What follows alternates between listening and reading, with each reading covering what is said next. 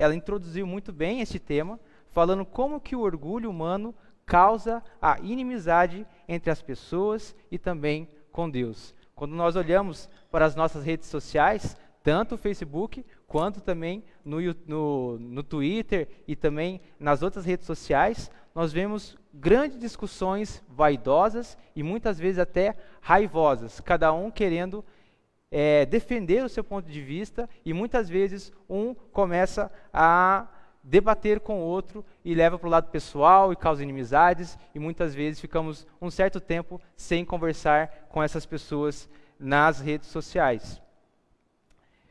Nós, semana passada, aprendemos também que a paz na Bíblia não é a mesma paz que o mundo fala. A paz não é apenas uma sensação de tranquilidade, uma paz interior, não é também a ausência de conflitos, mas o perdão de pecados e a comunhão com Deus através de Cristo Jesus. E hoje eu tenho o privilégio de continuar essa série. Vou dar um pouquinho de aprofundamento neste tema sobre a paz verdadeira, o Natal de paz. Então, ao longo dessa semana, eu estive meditando na pregação da Priscila, da semana passada, juntamente vi alguns vídeos na internet do pastor Augusto Nicodemos, também do Hernandes Dias Lopes, com as minhas devocionais, algumas leituras, de alguns estudos também, de algumas sistemáticas e comentários bíblicos. Então eu juntei algumas coisas aqui e gostaria de falar um pouco mais sobre o dia do nascimento do nosso Senhor Jesus Cristo e a paz verdadeira que nós encontramos através da sua vida, da sua morte e da sua ressurreição. Então, por isso, meus queridos, nós vamos começar lendo 2 textos que falam a respeito do nascimento de Jesus Cristo. E vamos ver um pouco mais sobre esse significado tão especial. Então, a primeira leitura será em Lucas, capítulo 2, versos de 1 a 20, e depois nós leremos Mateus, capítulo 2, verso 1 até o 12º. Os textos que eu trarei hoje estão na nova versão transformadora, é uma linguagem mais atual, mas se você estiver acompanhando com a sua Bíblia também, vamos todos juntos ver o que a palavra de Deus tem a nos dizer. Então, aqueles que estão em suas casas e também aqui, eu separei esses textos em tela também. O primeiro será em Lucas, capítulo 2, verso 1 a 20, e depois Mateus 2, de 1 a 12. Diz assim a palavra de Deus, em Lucas 2, de 1 a 20. Naqueles dias, o imperador Augusto decretou um recenseamento em todo o Império Romano. Esse foi o primeiro recenseamento realizado quando Quirino era governador da Síria. Todos voltaram à cidade de origem para se registrar. Por ser descendente do rei Davi, José viajou da cidade de Nazaré da Galiléia para Belém, na Judéia, terra natal de Davi, levando consigo Maria, sua noiva, que estava grávida. E estando eles ali, chegou a hora de nascer o bebê. Ela deu à luz seu primeiro filho, um menino. Envolveu em faixas de pano e deitou numa manjedoura, porque não havia lugar para eles na hospedaria. Naquela noite, havia alguns pastores nos campos próximos, vigiando rebanhos de ovelhas. De repente, um anjo do Senhor apareceu para eles e o brilho da glória do Senhor os cercou. Ficaram aterrorizados, mas o anjo lhes disse: não tenham medo, trago boas notícias, que darão grande alegria a todo o povo. Hoje, em Belém, a cidade de Davi, nasceu o Salvador, que é Cristo, o Senhor. Vocês o reconhecerão por esse sinal. Encontrarão um bebê enrolado em faixa de pano, deitado numa manjedoura. De repente, juntou-se ao anjo uma grande multidão do exército celestial, louvando a Deus e dizendo: glória a Deus nos mais altos céus, e paz na terra àqueles de quem Deus se agrada. Quando os anjos voltaram para o céu, os pastores disseram uns aos outros: vamos a Belém para ver esse acontecimento que o Senhor nos anunciou. Indo depressa ao povoado, encontraram Maria e José, e lá estava o bebê, deitado na manjedoura. Depois de o verem, os pastores contaram a todos o que o anjo tinha dito a respeito da criança. E todos que ouviram a história dos pastores ficaram admirados. Maria, porém, guardava todas essas coisas no coração e refletia sobre elas. Os pastores voltaram glorificando e louvando a Deus por tudo o que tinha visto e ouvido. Tudo aconteceu como o anjo lhes havia anunciado. Muito bem, agora vamos rapidamente para o outro texto que narra o nascimento de Jesus Cristo, em Mateus capítulo 2, versos de 1 a 12. Diz assim a palavra de Deus: Jesus nasceu em Belém, na Judéia, durante o reinado de Herodes. Por esse tempo, alguns sábios das terras do Oriente chegaram a Jerusalém e perguntaram: onde está o recém-nascido rei dos judeus? Vimos a sua estrela no Oriente e viemos adorá-lo. Ao ouvir isso, o rei Herodes ficou perturbado, e com ele todo o povo de Jerusalém. Reuniu os principais sacerdotes e os mestres da lei e lhes perguntou: onde nascerá o Cristo? Eles responderam: em Belém da Judéia, pois assim escreveu o profeta. E você, Belém, na terra de Judá, não é a menor entre as estrelas das cidades de Judá? Pois de você virá um governante, que será o pastor do meu povo Israel. Então Herodes convocou os sábios em segredo e soube por eles o momento em que a estrela tinha aparecido. Vão a Belém e procurem o menino com atenção, disse ele. Quando o encontrarem, voltem e digam-me para que eu vá também e o adore. Após a conversa com o rei, os sábios seguiram seu caminho, guiados pela estrela que tinha visto no Oriente, e ela ia diante deles, até que parou acima do lugar onde o menino estava. Quando viram a estrela, ficaram muito alegres. Ao entrar na casa, viram o menino com Maria, sua mãe, e se prostraram e o adoraram. Então, abriram seus tesouros e o presentearam com ouro, incenso e mirra.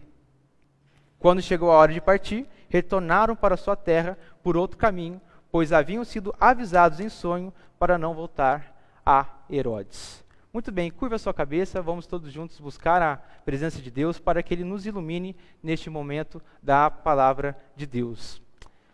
Santo e eterno Deus, mais uma vez, ó Pai, somos gratos, ó Pai, por este momento de podermos ler as suas sagradas escrituras, ó Pai, e de podermos ter esse momento de reflexão sobre ela. Ó Deus, sabemos que nós somos pecadores e o nosso entendimento é limitado, ó Deus. Por isso pedimos que seu Santo Espírito, ó Pai, venha atuar nas nossas vidas, trazendo aquilo que o Senhor quer para nós, ó Deus. Abençoe as vidas daqueles que estão aqui presentes, abençoe a vida daqueles que estão assistindo também pelas suas casas, através das redes sociais. Ó Deus, que possamos entender um pouco mais sobre a alegria da salvação em Cristo Jesus, ó Pai. Que possamos entender mais quem o Senhor é e como nós temos a paz verdadeira em Cristo Jesus. Ó Deus, os abençoe, é isso que oramos agradecidos, em nome de Jesus, amém. Muito bem, meus queridos, eu fiz um estudo, eu separei um pouco cronologicamente esses dois fatos. Para mim, eu sempre meio que confundia o que tinha acontecido primeiro, o que tinha acontecido depois. Então, eu juntei de uma forma cronológica esses fatos. Então, só um detalhe que eu gostaria de falar. Alguns teólogos de hoje em dia, eles falam que, na verdade, Cristo Jesus nasceu entre os anos 3 e 4 do nosso calendário atual. Mas eu não vou considerar isso, eu vou considerar o nascimento de Cristo Jesus como o ano 0. Então, só para aqueles que já têm um pouco mais de conhecimento, souberem que eu estou desconsiderando esta informação. Muito bem, acredito que aí para vocês está a cronologia dos fatos de uma forma resumida. Mas foi o seguinte, primeiro acontecimento, em Lucas 2:1, foi o recenseamento para que a nação de Israel fosse para a sua cidade natal, pagar os impostos e falar quantas pessoas tinham em sua família. Esse foi o primeiro fato. E depois, Lucas 2, capítulo 6 a 7, fala do nascimento de Cristo Jesus, e em Lucas 2, 8 a 19, fala da visita dos pastores. Então, esses dois acontecimentos aconteceram simultaneamente, no mesmo dia. Nasceu Jesus e os pastores foram lá adorá-lo. Muito bem, não li o texto, mas em Lucas 2, 21 a 28, fala que José foi apresentar Jesus ao templo, mais ou menos 6 dias depois. Também não li. E houve profecias de Simeão e Ana em Lucas capítulo 2, verso 25 e verso 38. Muito bem, tudo isso aconteceu mais ou menos na primeira semana em que Jesus Cristo nasceu. Agora, a chegada dos magos, alguns teólogos falam que pode ser alguns meses ou até 1 ano a 2 anos depois de que Jesus nasceu. Então, teve a chegada dos magos lá na cidade de Jerusalém. O Herodes ficou um pouco incomodado com esses magos do Oriente que chegaram, foi consultar os mestres para saber quando e onde nasceria o Messias. Depois que eles ficaram sabendo, os sábios do Oriente foram lá visitar Jesus. Mais em frente, saída do Egito, em Mateus 2, 13 a 15, porque eles ficaram sabendo, através de sonho, que Herodes queria matar o Messias, porque ele não queria ir adorá-lo, né? Ele queria matar o Messias. Por isso que em Mateus capítulo 2, verso 16, fala sobre o decreto da morte dos bebês. E o decreto foi muito específico, dos bebês de 2 anos para baixo. Então, por isso que tem tanto as visitas dos magos do Oriente, quanto a visita dos pastores, não foi no mesmo dia. Teve algum tempo de diferença. Muito bem. Aí, anos mais tarde, em Mateus capítulo 2, versos 19 e 23, fala da morte de Herodes e o retorno de José e sua família para Israel. E depois, voltando para o Evangelho de Lucas, temos a infância de Jesus, que mostrava como ele estava crescendo em estatura e em conhecimento de Deus. E aos 12 anos ele volta e conversa com os escribas e com os religiosos da época, mostrando como ele estava conhecedor das Sagradas Escrituras. Então, cronologicamente foi isso que eu fiz, mas para vocês ficaram aí. O que eu quero que vocês se atentam. Então, o primeiro acontecimento, recenseamento. Segundo, nascimento de Cristo Jesus. Visita dos pastores, chegada dos magos em Israel, depois a consulta dos mestres da lei e visita dos magos à manjedoura onde Cristo Jesus nasceu. Muito bem, fiz rapidinho essa introdução, mas agora eu quero entrar para os personagens dessa história do nascimento do nosso Senhor e Salvador Jesus Cristo. O primeiro, no próximo slide está aí. O primeiro, Herodes. Herodes era o governador daquela região e representante do Império Romano. Segundo personagens, José e Maria, foi o casal escolhido por Deus para ser a família de Cristo Jesus. O próximo Jesus, que foi o próprio Messias, o Filho de Deus, que traz a salvação. Outro personagem interessante, os pastores, que eram trabalhadores humildes de baixa posição social. Quando nós lemos aqui as Sagradas Escrituras, mostram que esses pastores estavam pastoreando as ovelhas num período da noite.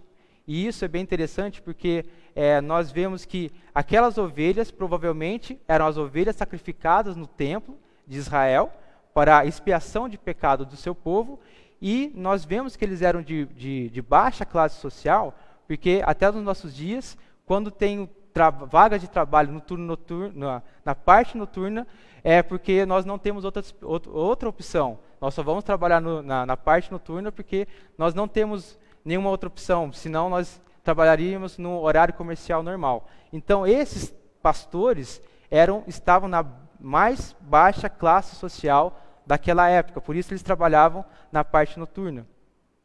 E nós temos os sacerdotes e os mestres da lei. Esses eram da alta sociedade. Esses eram conhecedores das Sagradas Escrituras. Olha que interessante o contraste desses personagens.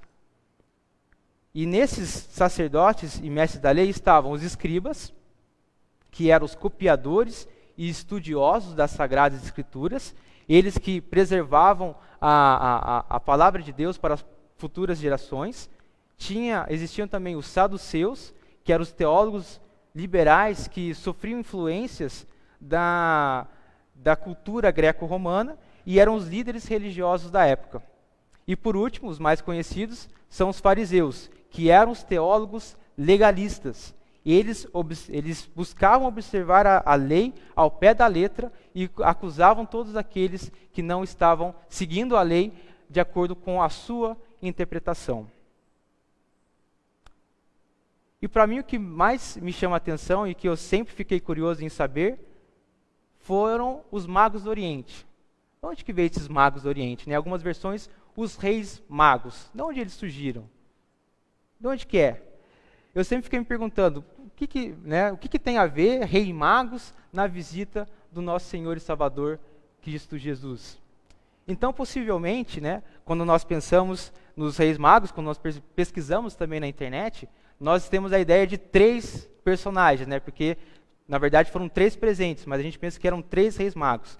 Mas estudiosos e teólogos falam que possivelmente estavam entre 5 a 10 pessoas naquela comitiva, porque aquela comitiva chamava atenção, tanto que chamou a atenção do governador Herodes daquela época. Ele se sentiu meio incomodado, pensando, o que essa comitiva de magos, sábios do Oriente está fazendo aqui em Jerusalém? Aí por isso que ele foi chamar a atenção deles, e eles foram falar que eles vieram para adorar o Messias. Aí Herodes ficou um pouco curioso para saber quem era esse Messias, e também tinha medo de ser usurpado também pelo trono que o Messias traria. Então, é uma coisa interessante para a gente saber, que na verdade, esses magos do Oriente estavam entre 5 a 10 pessoas em sua comitiva. E também pensando um pouquinho mais sobre esses magos do Oriente, eu deixei um mapa mundi aí, no próximo slide, para vocês acompanharem, Esse mapa mundi está em inglês, mas podemos perceber que no quadrado azul, tem aí o mapa mundi, dando foco também ali na questão do Oriente Médio. Então, o quadrado azul que eu destaquei é a região de Jerusalém, a região do povo de Deus, onde estava a profecia de que o Messias nasceria. E quando nós olhamos para o Oriente dessa região, nós encontramos uma coisa bem interessante. Nós encontramos a região de Ur dos Caldeus, onde Abraão, lá no comecinho em Gênesis, mostra que ele saiu de lá. E também nós temos a Babilônia, uma terra que era muito famosa pelo conhecimento astrólogo, pelo conhecimento de magias também, e de astrologia e astronomia. Muito possivelmente, uma linha de teólogos falam que os magos do Oriente vieram da Babilônia. E um personagem muito interessante de um passado recente que nós encontramos da Babilônia é o profeta Daniel. Vocês vão ver que eu estou ligando os pontos. Daniel, aqueles que não estão acostumados, Daniel foi um jovem israelita da terra de Israel, que ele foi levado para o exílio na Babilônia. Então, na época de Daniel, há 530 anos atrás, a Babilônia era um império que estava crescendo naquela região e foi conquistando todos os povos daquela nação e chegou em Israel, destruiu toda a nação de Israel e levou cativo os jovens daquela nação. Entre aqueles jovens estava Daniel, e esse Daniel, ele mesmo estando nessa cultura que não adorava a Deus, mesmo estando nessa cultura que acreditava em astrologia, astronomia, acreditava em outros deuses pagãos, ele se manteve firme nos caminhos do Senhor. E apesar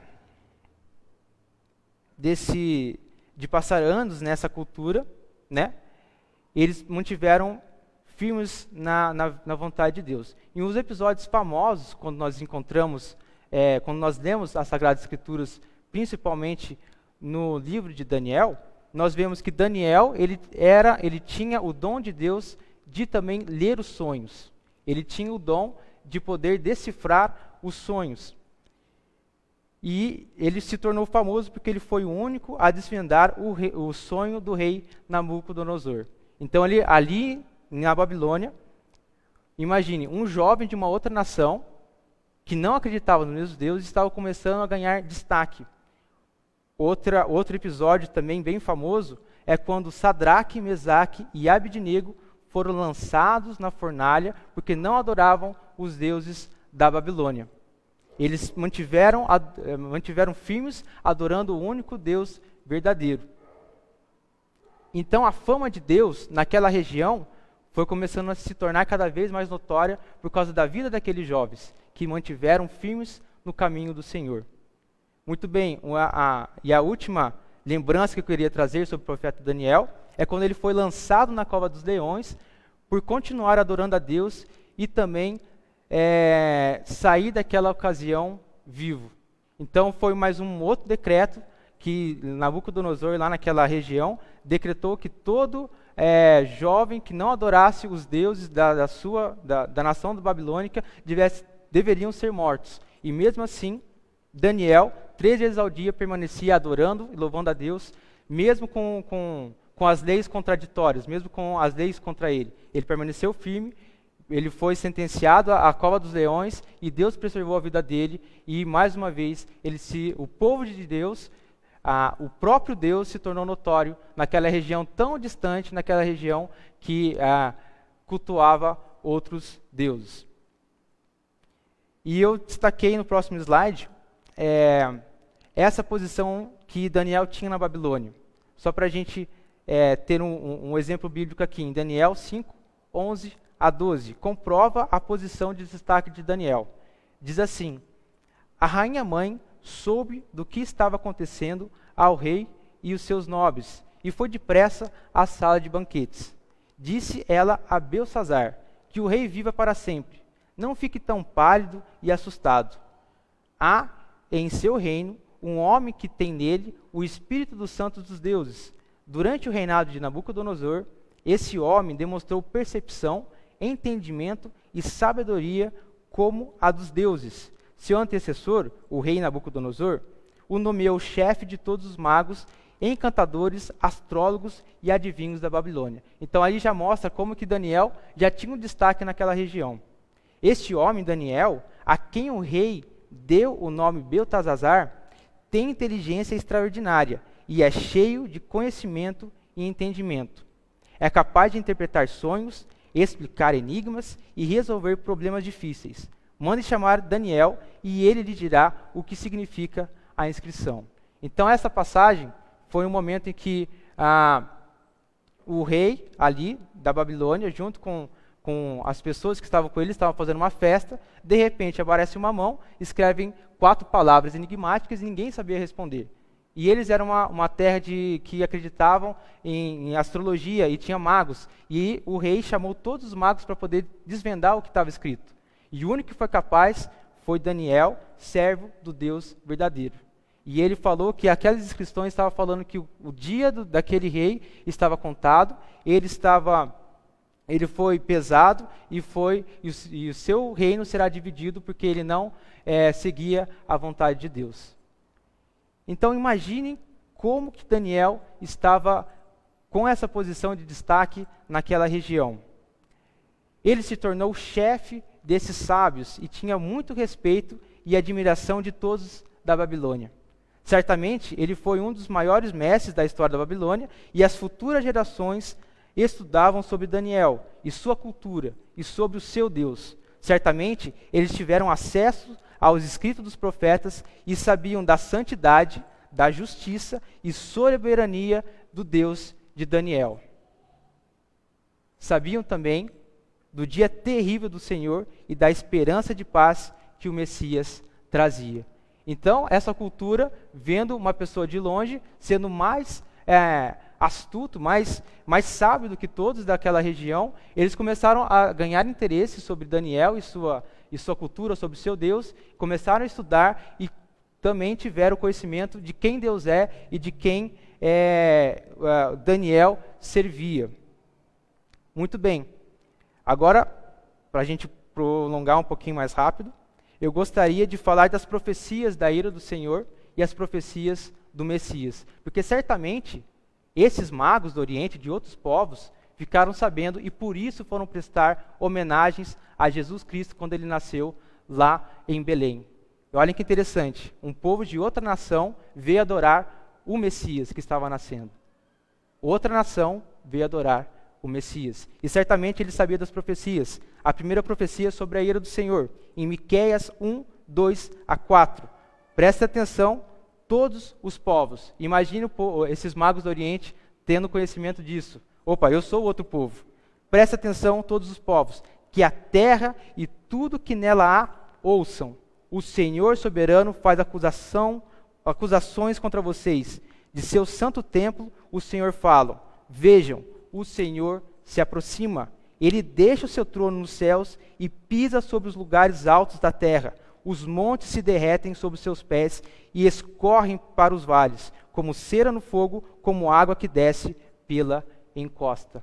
Então imagine os outros povos conhecendo quem é o Deus de Israel, quem é o Deus verdadeiro, o Criador dos céus e da terra, o Alfa, o Ômega, o princípio e o fim. A santidade de Deus, aqui nesse texto, fala que é tão grande que as montanhas mais altas se derretem como vela. Esta é a santidade do nosso Deus, o Criador de todas as coisas. E quando os outros povos começaram a ouvir esse dia terrível do Senhor, imagine que eles ficaram mais curiosos e com o coração atentos para saber quem é esse Deus e como eles poderiam se salvar desse dia terrível. Em Naum, capítulo 1, versos 2 a 7, diz assim: o Senhor é Deus zeloso, cheio de vingança e de ira. Vinga-se de todos que a ele se opõem e reserva sua fúria para os seus inimigos. O Senhor é lento para se irar, mas tem grande poder e nunca deixa de castigar o culpado. Demonstra seu poder no vendaval e na tempestade. As nuvens são poeira debaixo dos seus pés. À sua ordem, os oceanos secam e os rios desaparecem. Os bastos verdejantes de Bazã e do Carmelo se esvaem, e os bosques do Líbano murcham.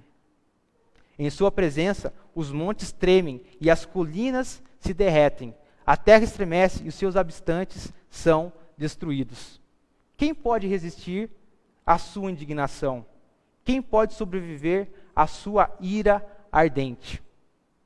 Sua fúria queima como fogo e os montes desabam em sua presença. O Senhor é bom, é forte refúgio quando vem a aflição, e está perto do que nele confiam. A nação de Israel conhecia o Deus que eles adoravam. Eles sabiam da sua santidade. Eles sabiam que ele era santo, que ele é santo, que ele é justo e que ele tem uma ira para todos aqueles que o desprezam e se afastam dos seus santos caminhos. E, mais uma vez, eu estou dando enfoque aos sábios do Oriente. Imagine uma outra nação escutando isso, do dia terrível do Senhor, do dia daquele que criou todas as coisas e está por vir. E por último, Joel 2, 31 e 32, falando mais uma vez sobre o dia do Senhor. O céu se escurecerá, a lua se tornará vermelha, como sangue, antes que chegue o grande e terrível dia do Senhor. Mas todo aquele que invocar o nome do Senhor será salvo, pois alguns no Monte Sião, em Jerusalém, indicando aonde veria a salvação de Cristo Jesus, escaparão como o Senhor prometeu. Estarão entre os sobreviventes que o Senhor chamou. Então, meus queridos, esse é o nosso Deus que nós cremos. Esse é o dia terrível que está para acontecer. Uma outra passagem que me chama muita atenção sobre a glória de Deus, sobre a santidade dele, é o próprio profeta Jeremias. Eu não vou ler, mas Jeremias, ele estava cuidando do templo e de repente Deus se apresenta para ele. E Deus, naquele momento, a sua glória, a sua santidade é tão grande que a única coisa que Jeremias podia fazer era se jogar ao chão e pedir perdão para Deus, falando: ó Deus, eu sou pecador e vivo em meio de pessoas pecadoras. Tenha misericórdia de mim. Aí o anjo foi lá, com uma brasa, tocou e santificou ele, e assim ele poderia ficar olhando para Deus, e Deus falou: quem pode ir por mim e falar das minhas palavras para as outras nações? E Jeremias falou: eis-me aqui, Senhor, envia-me a mim. Então, quando Deus se apresenta, é isso que reserva para nós. A sua santidade é tão grande, é tão grandiosa, é tão gloriosa, que nós não podemos suportar. Quando ele vem, quando ele caminha se ele caminhar sobre a terra, os montes se derretem como cera, os mares, os lagos se esvaziam. Esse é o nosso Deus, esse é o Deus que nós cremos. E virá o dia do julgamento final, um dia que ele colocará fim a todos aqueles que desprezam ele, a todos aqueles que não levam ele em consideração, e nós vamos ver a todos aqueles que não aceitam a salvação de Cristo Jesus. Mas também, nosso Deus é bondoso, ele é misericordioso, ele é amoroso, e ele tem paciência. Essas profecias que eu li exaltam a justiça e a santa ira de Deus. E provavelmente aqueles sábios do Oriente sabiam dessas profecias. Agora eu quero falar sobre as profecias do Messias, porque era o único meio de salvação de um Deus santo. É o único meio da salvação de um Deus que tem todo o poder sobre as suas mãos. Primeira profecia, no próprio Daniel, capítulo 7, versos 13 a 14, diz assim: Depois, em minha visão, naquela noite, vi alguém semelhante a um filho de homem, falando do próprio Messias, vindo com as nuvens do céu. Ele se aproximou do ancião e foi conduzido à sua presença. Recebeu autoridade, honra e soberania para que os povos de todas as raças, nações e línguas lhe obedecessem. Seu domínio eterno não terá fim. Seu reino jamais será destruído. E olha que interessante, os reis magos eram de outras nações. Como está se cumprindo como começou a se cumprir, né, a salvação de todos os povos por intermédio do Messias, do Cristo Jesus que estava nascendo. Em Isaías capítulo 7, versos 13 e 14 diz assim: Então o profeta disse: Ouçam bem, descendentes de Davi, não basta esgotarem a paciência das pessoas? Agora também querem esgotar a paciência de meu Deus? Por isso, o Senhor mesmo lhes dará um sinal. Vejam, a virgem ficará grávida, ela dará à luz um filho e chamará de Emanuel, Deus presente, Deus conosco. E ele já estava falando, né, como que ele iria ser concebido, né, por essa maneira sobrenatural, através de uma virgem, que depois ele nasceria, porque ele não carregaria a erudição pecaminosa de Adão. Por isso que ele precisou nascer, né, da Virgem Maria. Ele não trouxe consigo a maldição, a herança pecaminosa de Adão. E ele é 100% Deus, ele é 100% homem e ele é 100% perfeito. O pecado não está nele. E por isso, aqui nesse texto fala sobre a virgem que ficará grávida. E última profecia sobre o Messias, em Miqueias capítulo 5, versos 2 ao começo do 5, diz assim: Mas você, ó Belém Efrata, é apenas uma pequena vila entre todo o povo de Judá. E, no entanto, um governante de Israel, cujas origens são do passado distante, falando da linhagem de Davi, sairá de você em meu favor. O povo de Israel será entregue a seus inimigos, até que a mulher, em trabalho de parto, dê à luz. Por fim, seus compatriotas voltarão do exílio para a sua própria terra. Ele se levantará para conduzir seu rebanho com a força do Senhor e a majestade do nome do Senhor, seu Deus. Então, o seu povo viverá tranquilo, pois ele será exaltado em todo o mundo e será a fonte de paz. Nós vimos a profecia sobre o dia do Senhor, sobre a ira do Senhor, e nós vimos a profecia do Messias, que ele trará a paz verdadeira. Somente o Messias trará a paz verdadeira para o seu povo, que vai aplacar a ira de Deus, a justa e santa ira de Deus. Meus queridos, o tema desse mês é sobre o Natal de paz. Mas paz com quem? Com nós mesmos? Com os nossos familiares? Com os nossos vizinhos? Colegas de trabalho? Contra aqueles que nos perseguem? Não. Certamente é bom estar em paz com eles. Mas quando nós entendemos o grande dia do Senhor, que será o dia do julgamento final, compreendemos um pouco mais sobre a salvação que Jesus trouxe na cruz, a salvação que ele trouxe para nós na cruz. O pecado afasta as pessoas de Deus e os conduzem para o banco dos condenados do grande e terrível dia do Senhor. E eles receberão a justa ira de Deus pelos seus crimes e pecados. Mas a ação de Cristo Jesus na cruz traz paz com Deus a todo aquele que crê em Jesus como único e suficiente Salvador. Será que nós entendemos quem realmente é o Deus que nós adoramos? Natal de paz, Jesus veio e nos trouxe a paz com Deus. Por isso, semana passada também, a Priscila trouxe um texto de Arival Dias Ramos, Arival Dias Casemiro, perdão.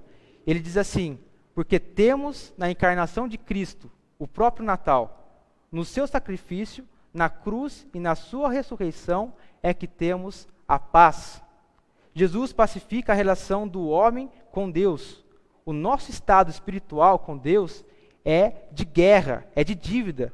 Por isso precisamos de Jesus. Ele é o único mediador. Só temos paz com Deus através de Jesus e só então teremos paz com o próximo. Meus queridos, uma coisa é certa. Diante desta mensagem de que Deus é santo, Ele é soberano, Ele é glorioso e que nós somos pecadores, e ao nos depararmos com a verdade de que nós temos paz com Deus somente em Cristo Jesus, só tem duas opções. Ou nós aceitamos a salvação em Cristo Jesus com alegria e com fé e vivemos para Ele, ou nós somos indiferentes e os desprezamos e vivemos segundo as nossas próprias inclinações do coração. No próximo slide diz assim, em Romanos 5:1: temos a paz que procede do seu sacrifício, tendo sido, pois, justificados pela fé, temos paz com Deus por nosso Senhor Jesus Cristo. Voltando aos personagens do nascimento de Cristo Jesus. Erodes, declaradamente inimigo de Deus, pois manda matar o Messias em Mateus capítulo 2, verso 16. Os pastores, que eram os pastores humildes, aceitam com alegria o Messias e vão adorá-lo, mesmo sem ter muito conhecimento, mesmo sem ter muito poder aquisitivo. Eles souberam da profecia que estava se cumprindo naquela noite, e eles foram prontamente adorar o Messias. Agora nós temos os sacerdotes e mestres da lei, aqueles que conhecem as Sagradas Escrituras, aqueles teólogos que sabem quem Deus é, mas são diferentes. Eles foram indiferentes com a profecia do Messias. Porque o próprio Herodes, quando viu a comitiva dos magos do Oriente, e ele falou assim: não, peraí, eu não sei de onde que vai nascer esse Messias. Eu vou perguntar, para os teólogos daqui. E os teólogos falam assim: as escrituras falam que vai nascer em Belém. Aí ele chega assim: parece que vai ser em Belém. E os magos do Oriente, ok, nós vamos lá então ver os Messias. Aí os teólogos, os sacerdotes, os escribas e os mestres da lei cruzaram os braços: legal, muito bem, podem ir lá em Belém ver se o Messias nasceu. Eles tinham as Sagradas Escrituras na mão, eles sabiam onde viria o Messias, e eles cruzaram os braços. Eles foram indiferentes ao Senhor Jesus Cristo, mesmo tendo todo o conhecimento de quem Deus é e do que representa o Messias, a salvação que ele representa. E nós temos, mais uma vez, os magos do Oriente. Aceitam com alegria, mesmo sendo de outros povos, eles aceitam com alegria e buscam a presença do Messias, mesmo sendo de terras distantes. Para refletir, meus queridos, qual dos personagens você se identifica? Inimigos ou amigos de Deus? Aqueles que aceitam o Messias e o adoram, ou aqueles que os desprezam e são indiferentes? Qual é a sua posição diante das verdades ditas aqui essa noite? Indiferença ou fé? Alegria por quem Deus é e pela salvação que Ele proporciona em Cristo Jesus. Você está em paz com Deus através de Cristo Jesus? Essa é a única paz que nós temos que ter. Embora seja bom termos paz com os familiares, final de ano, festas, às vezes nós estamos brigados com algumas pessoas que nós amamos, é bom ter paz com elas. Mas a paz que deve trazer a verdadeira alegria está em Cristo Jesus. É paz com Deus, porque o dia do Senhor ainda vai chegar. E o último slide, meus queridos. Leitura em 2 Pedro, capítulo 3, versos 8 a 18. Diz assim, está em tela? Diz assim: logo, amados, não se esqueçam disto. Para o Senhor, um dia é como 1000 anos, e 1000 anos como um dia. Na verdade, o Senhor não demora em cumprir suas promessas, como pensam alguns. Pelo contrário, Ele é paciente por causa de vocês. Não deseja que ninguém seja destruído, mas que todos se arrependam. Contudo, o dia do Senhor virá, como um ladrão. Os céus desaparecerão com terrível estrondo, e até os elementos serão consumidos pelo fogo, e a terra e tudo que nela há serão expostos. Visto, portanto, que tudo ao redor será destruído, a vida de vocês deve ser caracterizada por santidade e devoção, esperando o dia de Deus e já antecipando a sua vinda. Nesse dia, Ele incendiará os céus, e os elementos se derreterão nas chamas. Nós também aguardamos com grande expectativa os novos céus e a nova terra que Ele prometeu, um mundo pleno de justiça. Portanto, amados, enquanto esperam que essas coisas aconteçam, esforcem-se para levar uma vida pacífica, pura e sem culpa aos olhos de Deus.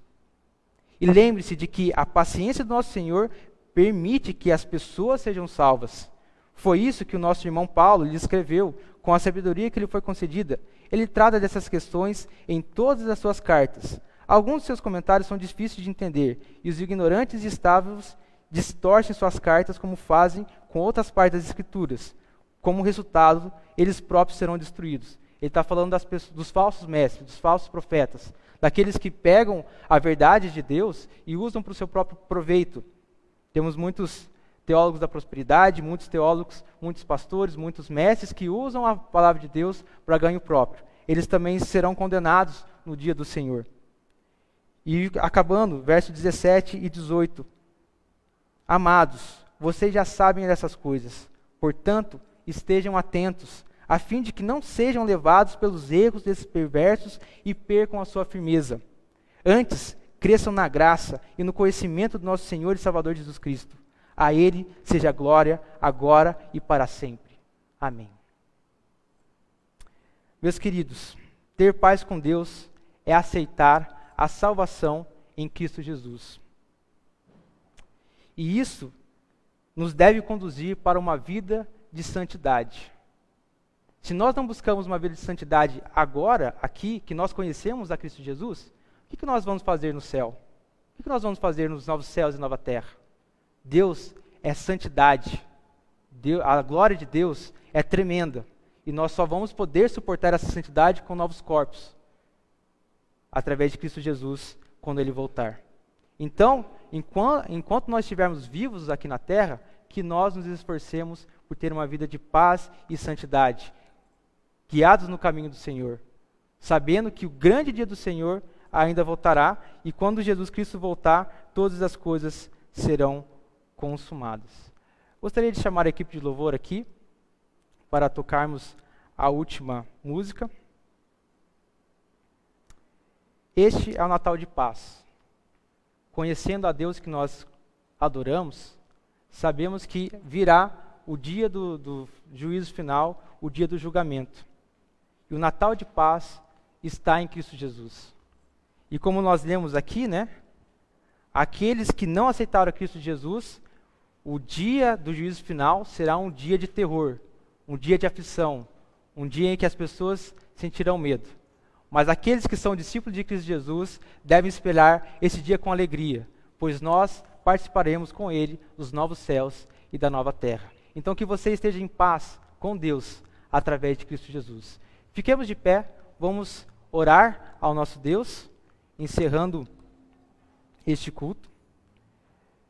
Logo após eu peço que você fique também para entoar esse último cântico ao nosso Deus, e depois o presbítero Reinaldo irá interpretar a bênção. Então curva a sua cabeça, ore ao nosso Deus, reflita sobre o que foi dito essa noite e coloque o seu coração aos pés da cruz. Oremos. Santo e eterno Deus, querido Pai, o Senhor é santo, Pai. Santo, santo, santo, ó Deus. O Senhor é justiça, Pai. O Senhor é amor também. Ó Deus, como nós muitas vezes somos falhos, ó Deus. Muitas vezes nós não buscamos, ó Pai, como deveríamos. Muitas vezes, conhecendo, ó Pai, as Sagradas Escrituras, conhecendo a salvação em Cristo Jesus, ó Deus, quantas vezes nós o desprezamos, quantas vezes nós buscamos os nossos próprios interesses, ó Pai, satisfazer a nossa carne, ó Pai, através de festas, ó Pai, através de coisas que não te agradam. Ó Deus, tenha misericórdia de nós. Que o seu Santo Espírito, ó Pai, possa estar repousando aqui esta noite, ó Pai, na casa também de todos aqueles que estão assistindo essa transmissão. Que o Senhor, ó Pai, possa cada vez mais se revelar para nós.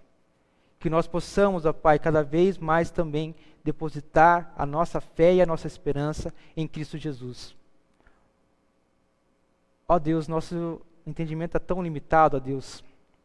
Como é maravilhosa a salvação em Cristo Jesus. E muitas vezes nós desprezamos. Ó Deus, que o seu Santo Espírito trabalhe em nossos corações. Que nós, ó Pai, cortemos fora tudo aquilo que separa de Ti. Que nós possamos deixar de lado, ó Pai, nossa vida pecaminosa. E poder, ó Pai, cada vez mais buscar a santidade. Buscar a Sua presença, ó Deus.